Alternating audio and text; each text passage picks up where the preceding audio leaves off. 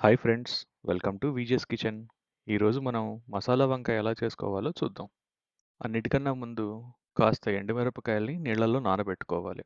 ఒక మిక్సీ జార్లో కాస్త వెల్లుల్లిపాయ రెబ్బలు, ఒక స్పూన్ ధనియాలు, ఒక స్పూన్ జీలకర్ర, నానబెట్టుకున్న ఎండుమిరపకాయలు, ఒక స్పూన్ నూనె, తగినంత ఉప్పు, కాస్త పసుపు, ఒక స్పూన్ కాశ్మీరీ చిల్లీ పౌడరు, కన్సిస్టెన్సీకి తగినంత నీళ్లు వేసుకొని పేస్ట్ చేసి పెట్టుకోవాలి. ఒక పెద్ద వంకాయని తీసుకొని దాన్ని వీడియోలో చూపించినట్టు 3-4 భాగాలుగా కట్ చేసుకోవాలి. ఒక్కొక్క భాగానికి నిలువుగాను అడ్డంగాను ఘాట్లు పెట్టుకోవాలి. దీనివల్ల మసాలా వంకాయకి బాగా పడుతుంది. ఘాట్లు పెట్టుకున్న వంకాయ ముక్కలకి తయారు చేసుకున్న మసాలా పేస్ట్ని బాగా పట్టించాలి. మసాలా ఎక్కువ పట్టిస్తే ఇంకా రుచిగా ఉంటుంది. ఒక పాన్లో 2 స్పూన్ల నూనె వేసుకొని బాగా కాగిన తర్వాత మసాలా పట్టించిన వంకాయని వేయించుకోవాలి. మసాలా పట్టించిన వైపు వేయించుకుంటూ అవతల పక్క కూడా మసాలాని పట్టించాలి.